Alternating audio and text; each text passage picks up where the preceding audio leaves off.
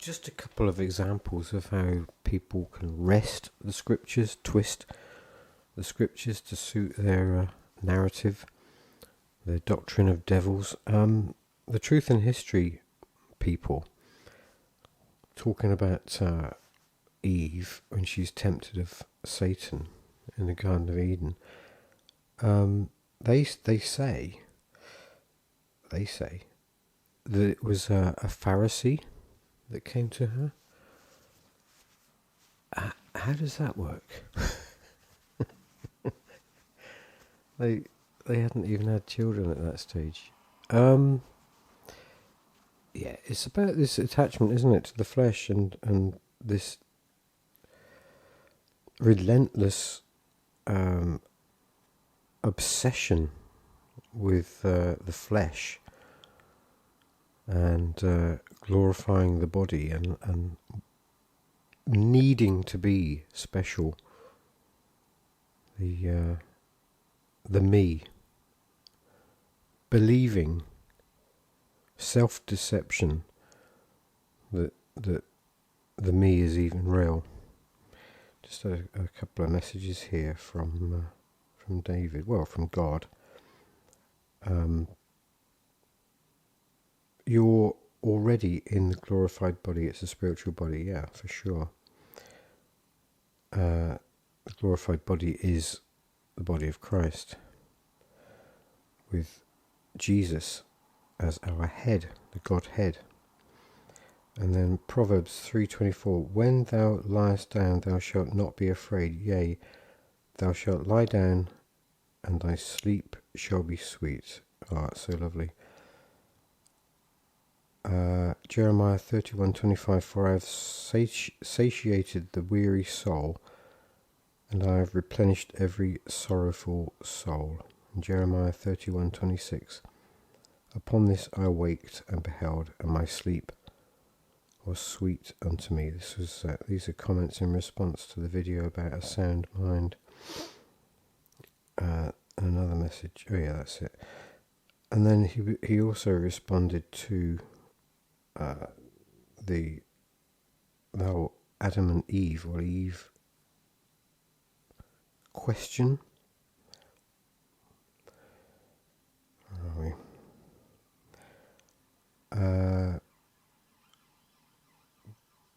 we? God's book is so beautiful.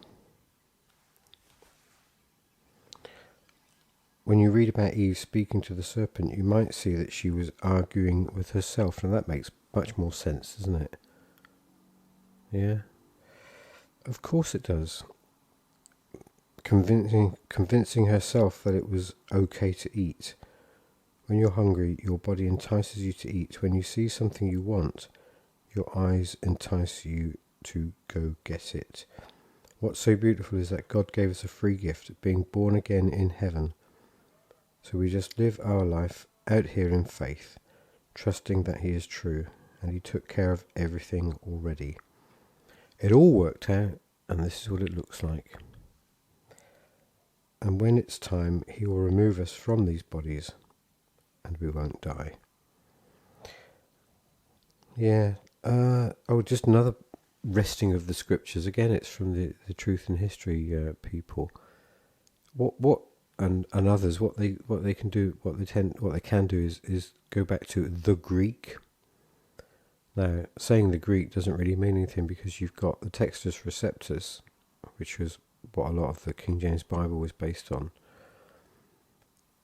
Most of it, in that sense. And then you've got the distorted Greek texts, which are corruptions from the Roman Catholic Church. The Vaticanus and the Sinaiticus, they're forgeries. And then Westcott and Hort, as you probably know, they used those corrupted texts to promulgate the modern versions. And so the modern versions go back to Westcott and Hort, who go back to the Sinaiticus and the Vaticanus. Those texts have never been tested to verify their age. They did have pictures of the manuscripts up on the website. If you're interested, if you have a look at what's his name, David Davis, Chick Track Publications. He's got videos where you can see how some of them have been darkened. The whole thing's such a lie. Anyway, the point is to say the Greek means nothing. So one of the examples that they give is that to kind of counter any argument about, oh well, when the thief was with Jesus when Jesus and the other thief was on the cross, the thief was on the cross, and he said, "This day you will be with me in paradise." That's a direct refutation of works, isn't it?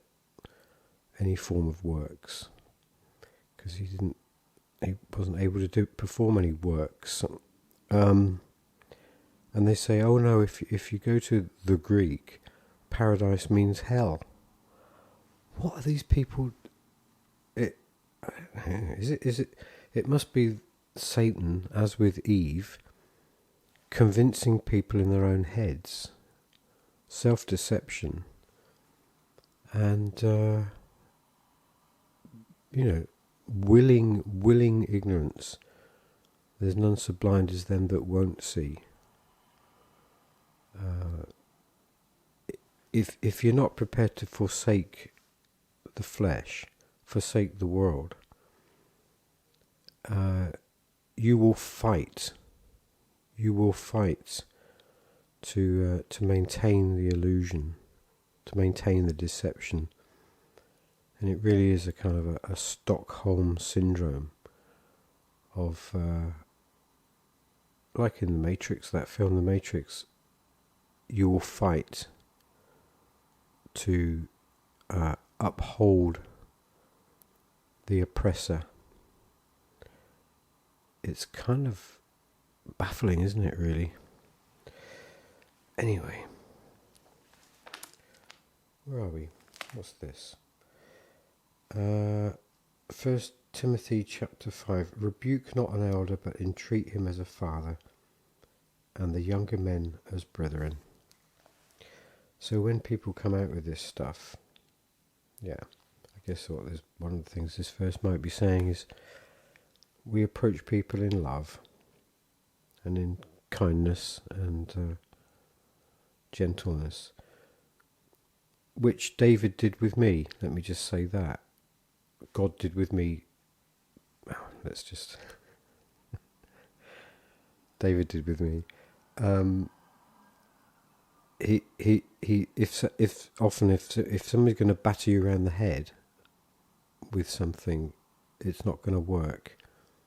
However, if we entreat, the elders as fathers and our brethren as,